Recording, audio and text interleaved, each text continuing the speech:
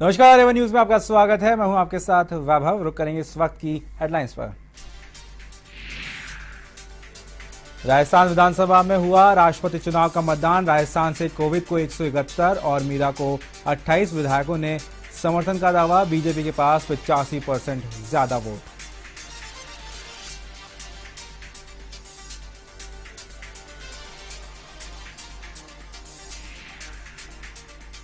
Monsoon सत्र से पहले पीएम मोदी ने कहा, जीएसटी मतलब ग्राइंड स्ट्रॉन्गर टुगेदर। जीएसटी के बाद पूरे सत्र में आएगी नई उमंग। सत्र की सभी दल लेंगे राष्ट्रहित के फैसला।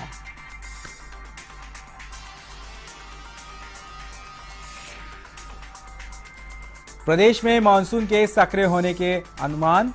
7 दिनों तक होगी झमाझम बारिश। मंगलवार को गुजरात से राजस्थान में प्रवेश करेगा मानसून।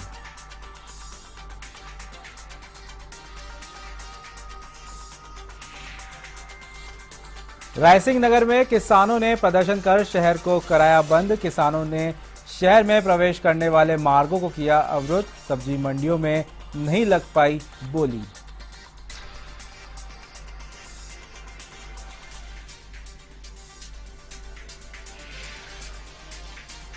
और धौलपुर पुलिस ने की अवैध शराब पर कार्रवाई। कार में एमपी से लाई जा रही थी अवैध शराब की जब्त। एक युवक को किया गिरफ्तार।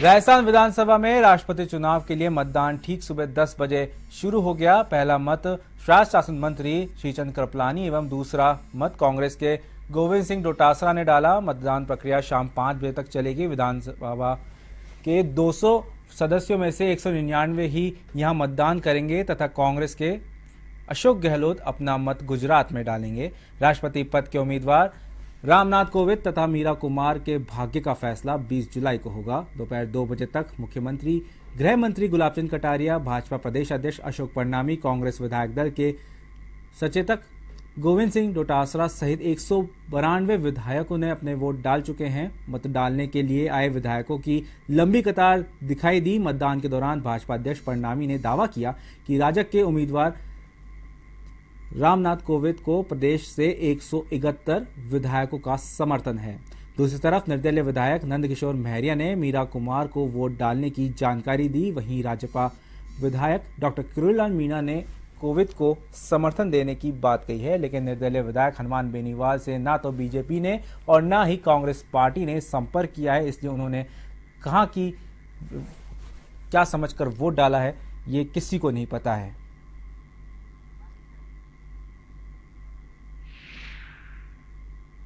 हमने भी देश के राष्ट्रपति के चुनाव में अपने मतदान का प्रयोग किया है और वो भी इतनी बड़ी संख्या में, इतने मत कभी भी किसी भी राष्ट्रपति को जब भी चुनाव हुए राजस्थान ये कभी किसी को नहीं मिला। थोड़ा बहुत मिला भी था रेडी को, वो सुखाड़े दी थी जो आत्मा की आवाज़ में दुर्गति हुई, वो भी जग जाहिर है। इतनी हमें उम्मीद है और लोग जो है जो खास करके नए एमएलए आए हैं उनको राष्ट्रपति जैसे सर्वोच्च पद पर पहली बार वोट करने का राइट मिला है, तो उत्साह भी बहुत खुश है और पूरी तैयारी के साथ सबने बोला।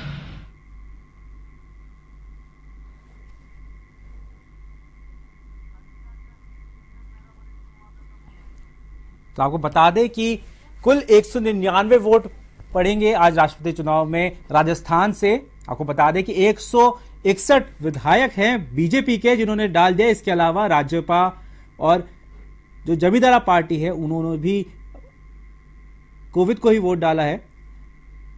वहीं कांग्रेस की बात करें तो पूर्व मुख्यमंत्री अशोक गहलोत के अहमदाबाद होने के कारण उन्होंने अहमदाबाद में ही अपना वोट डाला है। और इस खबर पर ताजा जानकारी के लिए हमारे वरिष्ठ सहयोगी नीरज मेहरा फोन लाइन पर मौजूद है। जी नीरज जी, बताएं। देखिए मैं आपको बता दूं, अब तक राजस्थान विधानसभा में 198 विधायक अपने वोट कास्ट कर चुके हैं। थोड़ी देर पहले ही जो निर्दलीय विधायक थे हनुमान बेनीवाल, उन्होंने भी अपना वोट डाल दिया है। इसके अलावा राजपा के जो चारों विधायक थे, डॉक्टर किरोड़लाल मीणा, गोलमा देवी और नवीन पलानिया ने भी वोट डाल दिया है। इसके साथ ही जमींदारा पार्टी के विधायकों ने भी वोट डाल दिया है। कुल मिलाकर 198 विधायक अपने वोटों का प्रयोग कर चुके हैं। और सबसे बड़ी बात यह है कि जो अशोक गहलोत है, उन्होंने गुजरात विधानसभा में अपना वोट डाला है। इसके लिए उन्होंने स्पेशल अनुमति ली थी, क्योंकि वो गुजरात में लगे हुए हैं, गुजरात के प्रभारी है, इस कारण से वो अपना वोट उन्होंने गुजरात विधानसभा में डाला है। इसके साथ ही एक जानकारी और आई है कि जो विधायक है बीजेपी के कल्याण सिंह चौहान, उनकी तबीयत नासाज है, ऐसे में वो विधानसभा अभी तक नहीं आ पाए हैं और शायद हो सकता है कि उनका वोट नहीं डल सके। तो 198 वोट अब तक डाले जा चुके हैं, जिनमें सबसे बड़ी बात यह है कि आपको बता दें कि हनुमान बेनीवाल और रंजू धानका से न तो बीजेपी और न ही कांग्रेस की तरफ से कोई संपर्क साधा गया। यह नाराजगी दोनों ने जाहिर भी की। हनुमान बेनीवाल ने कहा कि उनसे किसी भी पार्टी ने संपर्क नहीं साधा वोट देने के लिए, और एक बार तो उन्होंने मतदान का बहिष्कार भी कर दिया था, लेकिन फिर उन्होंने कहा कि नहीं, मुझे लगा कि राष्ट्रपति चुनाव है, ऐसे में वोट का बहिष्कार करना गलत है, और उन्होंने वोट का बहिष्कार नहीं करके वोट डालने तो वो आए, लेकिन वोट किसको डाला इसका खुलासा उन्होंने नहीं किया। जी नीरज जी, इन सब बातों में एक अहम बात थी जो कि मीरा कुमार ने जब ये जयपुर दौरे पर आई थी 12 जुलाई को मीरा कुमार, तब उन्होंने एक मन की बात कही थी अपनी। उसको लेकर क्या क्या प्रतिक्रिया है आपकी, और किस तरीके से विधायकों ने उस चीज को लिया? क्योंकि उन्होंने कहा कि उन्होंने सभी विधायकों को पत्र लिखा, खुद ने सबको सूचना करी और कहा, सबसे रिक्वेस्ट करी, एक तरह से वोट मांगा सबसे। तो उसको लेकर क्या बीजेपी के विधायकों में कोई बात हुई, क्योंकि आप वहां मौजूद थे इसलिए? देखिए वैभव, आपको बता दूं, राजनीति में इस तरह की भावनाओं की कोई वैल्यू नहीं होती है, क्योंकि जो चुनाव है वो सिद्धांतों नीतियों पर डाला जाता है, और यहाँ पर दो पार्टियों के दो उम्मीदवार चुनाव मैदान में थे। ऐसे में उन्होंने क्या अपील की, उस अपील का किसी पर कोई असर नजर नहीं आया, क्योंकि यदि इस तरह की अपीलों का असर नजर आता तो चुनाव परिणाम कुछ और ही होते। लेकिन आपको साफ बता दूं कि उनकी अपील का कोई भी किसी भी विधायक पर कोई असर नजर नहीं आया। यहाँ तक कि अंजू धानका जो निर्दलीय विधायक थी, उन्होंने भी उनको वोट कास्ट नहीं किया, क्योंकि कांग्रेस पार्टी ने उनसे संपर्क नहीं साधा। इसी तरह निर्दलीय विधायक जो हनुमान बेनीवाल थे, चिट्ठी उनके पास भी आई थी, उन्होंने भी, क्योंकि उनसे कांग्रेस विधायक ने, प्रतिपक्ष ने, विपक्ष पार्टी ने किसी तरह का संपर्क नहीं साधा, तो उन्होंने भी नाराजगी जाहिर की। तो आपको बता दूं कि जो चुनाव होता है, राजनीति होती है, वहाँ भावनाओं का खेल नहीं चलता है। वहाँ पर सिर्फ और सिर्फ जो है जीत की ओर जाने वाले को समर्थन दिया जाता है। यहाँ स्पष्ट देखा गया, क्योंकि यहाँ जो है राजपा ने पूरी तरह से, जमींदारा पार्टी ने जो है भारतीय जनता पार्टी के साथ में अपना वोट कास्ट किया। हालांकि जो दो बसपा के विधायक थे, उन्होंने, क्योंकि बसपा सुप्रीमो मायावती ने मीरा कुमार को वोट देने की बात कही थी, तो बसपा के जो लोग थे उन्होंने जरूर मीरा कुमार को वोट कास्ट किया। लेकिन जो इसके अलावा 3 निर्दलीय विधायक थे, उन्होंने भी बीजेपी के समर्थन में अपना वोट कास्ट किया है या रामनाथ कोविंद को वोट किया है। तो कुल मिलाकर जो आप कह रहे हैं चिट्ठी और इस तरह की अपील, वो सिर्फ एक भावनाएं होती है। भावनाओं के साथ में राजनीति में नहीं बहा जाता वैभव। जी जिंदर जी, एक और सवाल है मेरा। वहां पे एक बहुत महत्वपूर्ण इंसान भी आए थे, घनश्याम तिवाड़ी। पार्टी के अनेक बीजेपी के विधायक और सब वहीं पर ही थे, तो उनके प्रति क्या, घनश्याम जी के प्रति क्या रही? क्योंकि घनश्याम जी अभी कुछ ही दिनों से मुख्यमंत्री के खिलाफ भी आवाज उठा चुके हैं, तो क्या बीजेपी के विधायकों ने उनसे किस तरह का रवैया रहा उनके प्रति, ऐसा भी आप जानकारी बता पाए? आपको बता दूं, घनश्याम तिवाड़ी और मुख्यमंत्री वसुंधरा राजे के बीच में कुछ लंबे समय से जो है वैचारिक मतभेद चल रहा है। लेकिन घनश्याम तिवाड़ी इस बात को साफ कहते हैं कि उनकी अंतरात्मा में बसी हुई है बीजेपी। तो आप साफ साफ सुन लीजिए कि उन्होंने 100% बीजेपी जो उम्मीदवार थे रामनाथ कोविंद को ही वोट कास्ट किया, और खुलेआम कहकर किया। उनका कहना था कि मेरी और वसुंधरा राजे की वैचारिक लड़ाई है, वैचारिक मतभेद है, और वैचारिक मतभेद होना अलग बात है, मनभेद नहीं हो सकते। तो उनके भारतीय जनता पार्टी के विधायकों से वो सबसे मिले भी, सब लोगों ने उनका स्वागत भी किया। तो निश्चित तौर पर जो आप कह रहे हैं, क्योंकि कुछ बातें ऐसी होती है जो पार्टी में किसी व्यक्ति विशेष के प्रति हो सकती है, तो वो एक दूसरे के खिलाफ बयानबाजी कर सकते हैं। मुख्यमंत्री वसुंधरा राजे की तरफ से अभी तक कोई बयान घनश्याम तिवाड़ी के खिलाफ नहीं आया है।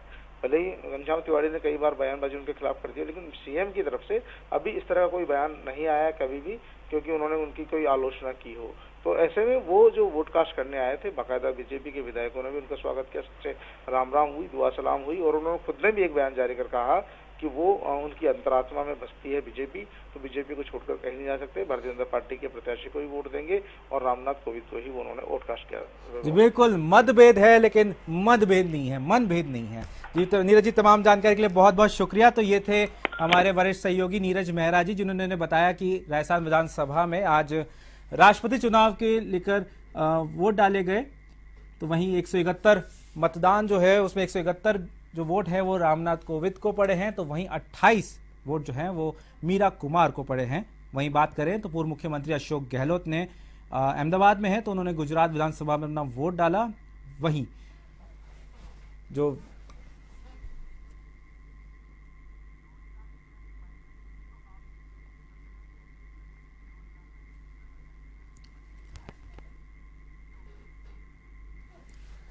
तो आइए आपको अब सुनाते हैं डॉक्टर किरोड़ी लाल मीणा, जो कि राज्यसभा के विधायक हैं। उन्होंने अपने चारों विधायकों के साथ मिलकर एनडीए के उम्मीदवार रामनाथ कोविंद को वोट डाला है। क्या कहना है डॉक्टर किरोड़ी लाल मीणा का? पूरे विपक्ष ने जब कमल मुरारका जी को तय किया था तो हमारा निर्णय पहले हो चुका कि हम विपक्ष के साथ, और केंद्रीय नेतृत्व से हमको कुछ दिशा निर्देश नहीं मिले। अब समय पे हमको केंद्रीय नेतृत्व ने निर्देश दे दिए तो हमने फैसला कर लिया कि हम कोविंद के साथ। मॉनसून सत्र शुरू होने से पहले संसद में मीडिया से बातचीत करते हुए पीएम मोदी ने कहा कि जीएसटी आने से मॉनसून सत्र उमंग से भरा होगा। जीएसटी एक साथ काम करने का नाम है। पीएम ने कहा कि जीएसटी मतलब ग्राइंग स्ट्रॉन्गर टुगेदर होता है। पीएम मोदी ने यह भी कहा कि इस बार मॉनसून सत्र में लोगों का ध्यान कई प्रमुख मामलों की ओर रहेगा। मुझे विश्वास है कि सभी सियासी दल राष्ट्र हित में फैसला लेंगे और हर विचार व्यवस्था में वैल्यू एडिशन करेंगे। वहीं विपक्ष कई मामलों पर सरकार को घेरने में की तैयारी भी है। वहीं विपक्ष चीन सीमा विवाद, गौरक्षा के नाम पर हिंसा, कश्मीर में आतंकी घटनाएं और अमरनाथ यात्रा पर हुए हमले पर सरकार को घेर सकता है। वहीं मोदी ने कहा कि जिस तरह गर्मी के बाद पहली बारिश मिट्टी में नई सुगंध लाती है, तो वैसे ही जीएसटी के बाद पूरे सत्र में नई उमंग आएगी। जीएसटी ने यह मिसाल पेश की है कि देश की सभी पार्टियां और सरकारें राष्ट्रहित में काम करती हैं।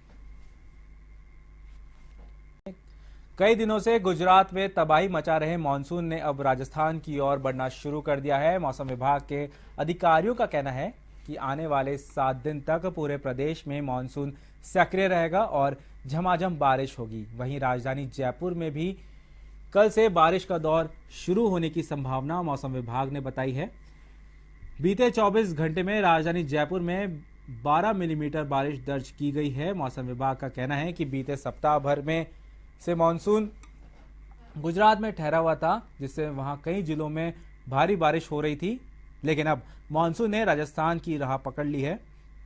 मानसून के राजस्थान की और रुख करने से पूर्वी राजस्थान समेत पूरे राजस्थान में मंगलवार से बारिश का दौर एक बार फिर से शुरू होने की संभावना मौसम विभाग बता रहा है। वहीं मौसम विभाग के अनुसार पूर्वी राजस्थान में जयपुर, भरतपुर, सीकर, झुंझुनू समेत कई दर्जन जिले और पश्चिमी राजस्थान के जिलों में बारिश रफ्तार पकड़ेगी।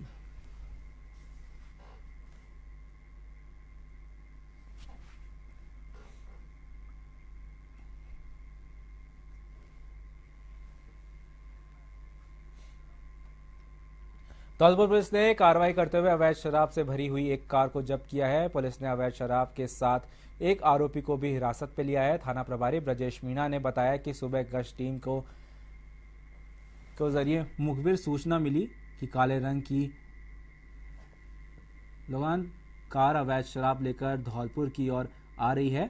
वहीं पुलिस टीम ने NH3 पर नाकाबंदी कर कार को रुकवाकर तलाशी ली तो कार के अंदर शराब की दर्जन कार्टून बरामद कर कार को जब्त कर लिया गया। वहीं पुलिस ने अवैध शराब के साथ एक आरोपी को भी हिरासत में लिया है। पुलिस के मुताबिक पकड़ी गई शराब MP की है और आरोपी सिद्दीकी निवासी मुरैना MP का रहने वाला है।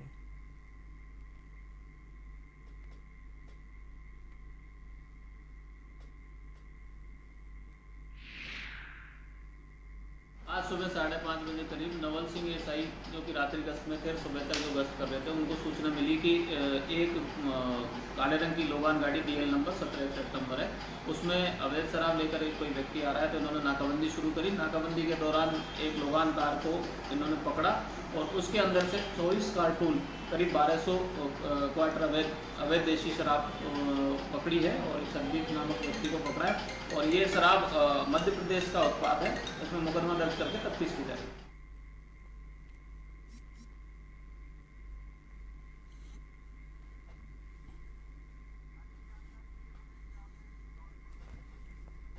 इस खबर पर ज्यादा जानकारी के लिए धौलपुर से हमारे सहयोगी मुनीश ढाकरे फोन लाइन पर मौजूद हैं। जी मुनीश, बताएं। जी वैभव जी, मैं आपको बता दूं कि धौलपुर जिले के कोतवाली थाना पुलिस ने आज कार्रवाई करते हुए अवैध शराब से भरी हुई एक लोगान कार को पकड़ लिया है, जिसमें से अवैध शराब की 2 दर्जन से अधिक कार्टून पकड़ करके उसके चालक को भी गिरफ्तार कर लिया है।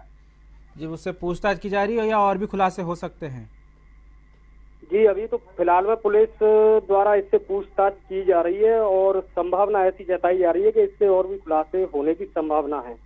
चलिए मुनीश जी, तमाम जानकारी के लिए बहुत बहुत शुक्रिया। तो ये थे धौलपुर से हमारे सहयोगी मुनीश ढाकरे, जो कि बता रहे थे कि आज सुबह की घटना है, सुबह 5:30 बजे की, जहां नाकाबंदी कर एक लोगान कार को पकड़ा है, जिसमें से भारी मात्रा में अवैध शराब तो बरामद की गई है। वहीं युवक को गिरफ्तार भी कर लिया गया है और उससे पूछताछ की जा रही है।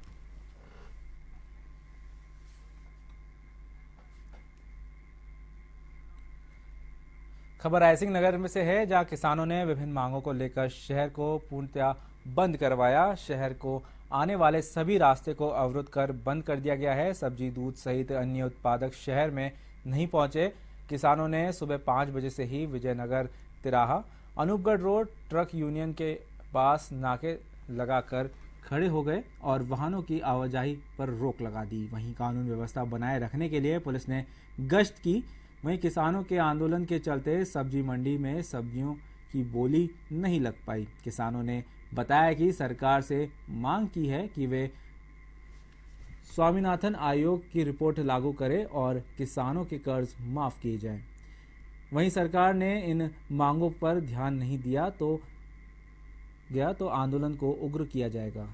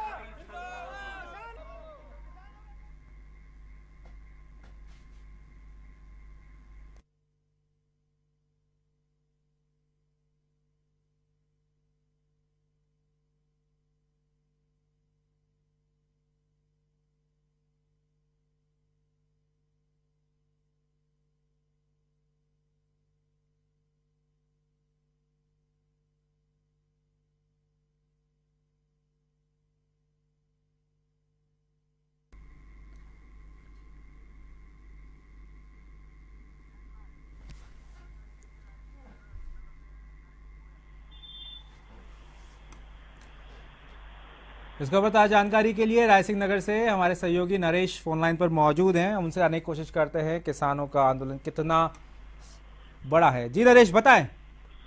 किसानों ने अपनी मांगों को लेकर 12 बजे तक बंद रखा। सुबह किसान 5 बजे से ही आ गए थे। सभी रास्तों को बंद कर दिया गया, वाहनों की आवाजाही को बंद कर दी गई और लोगों को भारी परेशानियों का सामना करना पड़ा। सब्जी वगैरह कोई भी बाजार में मिल नहीं पाया। बाद में किसानों ने एक सभा कर SDM के नाम ज्ञापन सौंपा तथा अपनी मांगों की रखी। जी नरेश जी, साफ तौर पे किसानों का कहना है कि स्वामीनाथन रिपोर्ट लागू करे। आखिर क्या है स्वामीनाथन जो रिपोर्ट है, उसमें जिस तरीके किसानों का जो उग्र आंदोलन है, उन्होंने साफ तौर पर कहा कि ये सिर्फ एक थोड़ी सी देर का है, लेकिन इसके बाद जो आंदोलन करेंगे वो उग्र आंदोलन होगा और उससे पूरा प्रदेश जलेगा। किसानों ने ज्ञापन में लिखा है कि अगर हमारी मांगे नहीं मानी जाती हैं तो एक बहुत बड़ा आंदोलन किया जाएगा, जो कि पूरा राजस्थान बंद रखा जाएगा और बंद के दौरान कोई वाहन वगैरह किसी को भी आने जाने नहीं दिया जाएगा। चलिए नरेश जी, तमाम जानकारी के लिए बहुत बहुत शुक्रिया। तो ये थे रायसिंह नगर से हमारे सहयोगी नरेश गोयल, जो कि बता रहे थे कि किसानों ने पूरा रायसिंह नगर बंद कर दिया। शहर में घुसने वाले जितने भी रास्ते थे सब पर नाकेबंदी कर दी उन लोगों ने, वहां कब्जा करके बैठ गए। सब्जी मंडी में कोई बोली नहीं लगी और उन्होंने साफ एसडीएम को ज्ञापन दिया। उसमें साफ तौर पर लिखा है कि जब तक स्वामीनाथन की रिपोर्ट लागू नहीं कर जाएगी तब तक उनका आंदोलन जारी रहेगा और अगर सरकार नहीं मानती है तो वो उग्र आंदोलन करेंगे। श्रीगंगानगर के अनूपगढ़ में भी किसानों ने स्वामीनाथन रिपोर्ट लागू करने सहित कर्ज माफी को लेकर विरोध प्रदर्शन किया। किसानों के समर्थन में ऑटो यूनियन, दूध यूनियन, नई अनाज मंडी ने भी समर्थन दिया। मंडी में दूध, फल, सब्जी की सप्लाई नहीं हुई, इससे लोगों को काफी परेशानियों का सामना करना पड़ा। वहीं किसानों ने भारी संख्या में किसान मंडी पहुंचकर अनूपगढ़ के उद्यम सिंह चौक व 83 GB के चक्का जाम किया। वहीं जाम के चलते वाहनों की लंबी कतार लग गई। सुरक्षा की दृष्टि से भारी पुलिस जाब्ता मौजूद रहा। वहीं रोडवेज के सहायक निरीक्षक राकेश राय ने बताया कि अनूपगढ़ डिपो की 62 बसें प्रभावित हुई है इस आंदोलन से। वहीं सुरक्षा की दृष्टि से बस स्टैंड से सभी बसें डिपो भेज दी गई है।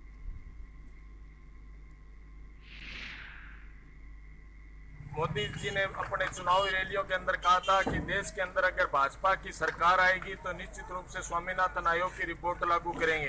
देश के अंदर सरकार बने हुए को 3.5 साल होने जा रहे हैं, लेकिन देश के अंदर अभी तक स्वामीनाथन आयोग की रिपोर्ट लागू नहीं की गई है, जिससे किसानों की माली हालात खराब हो चुकी है, फसलों के भाव नहीं है। इस वजह से किसान आज देश के अंदर कर्जे से डूब चुका और जगह जगह आत्महत्या की गई है। राजस्थान के किसानों ने तय किया है और अखिल भारतीय किसान सभा के नेतृत्व के अंदर पूरे देश के अंदर आज 17 तारीख को कर्ज माफी और स्वामीनाथन आयोग की रिपोर्ट लागू करने की मांग को लेकर पूरे प्रदेश के अंदर आज चक्का जाम। पशु क्रूरता अधिनियम के खिलाफ झुंझुनू में पशुओं का व्यापार करने वाले लोग भी सड़कों पर उतरे। किसानों के समर्थन में झुंझुनू शहर के शिक्षक भवन से लेकर मुख्य मार्गों से होते हुए कलेक्ट्रेट तक विरोध रैली निकाली गई, जिसमें सरकार के खिलाफ जमकर नारेबाजी की गई। रैली का नेतृत्व कामरेड फूलचंद बब्बर तथा गजराज कटेवा ने की। इस मौके पर कलेक्ट्रेट पर पशु क्रूरता अधिनियम के कागजों की होली भी जलाई गई। वक्ताओं ने कहा कि जिस तरह सरकार ने भूमि अधिग्रहण कानून को वापस लिया, वैसे ही सरकार को पशु क्रूरता अधिनियम वापस लेना पड़ेगा। जब तक यह अधिनियम वापस नहीं लिया जाएगा आंदोलन जारी रहेगा। साथ ही दिल्ली में होने वाले सभी किसान संगठनों की बैठक में आंदोलन की अगली रणनीति बनाई जाएगी।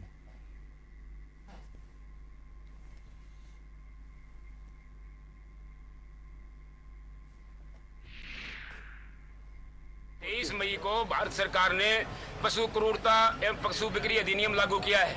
उस अधिनियम में किसान को तो बर्बाद हो ही जाएगा, जो पशुपालक किसान है वो बर्बाद हो जाएगा। उसके साथ जो पशु का व्यापार करता है, जो पशु के मांस का और चमड़े का धंधा करता है, वो गरीब भी बर्बाद हो जाएगा। इसलिए आज झुंझुनू जिले के व्यापारी जो पशु का व्यापार करते हैं वो किसानों के समर्थन में, किसानों ने 17 तारीख को जनता कर्फ्यू लागू किया हुआ है, उसके समर्थन में पशु क्रूरता और पशु बिक्री अधिनियम को वापस लेने के लिए भारत सरकार से मांग करने के लिए यहाँ जिला कलेक्ट्रेट को भारत सरकार के नाम ज्ञापन देने के लिए आए हैं और मांग कर रहे हैं कि ये पशु क्रूरता अधिनियम इसको वापस लिया जाए, जिसमें इस प्रकार के चीजें डाली गई हैं जिससे पशु पाल ही नहीं सकता, पशु को बेच भी नहीं सकता और पशु बेचने के लिए भी लिखित में लेना पड़ेगा।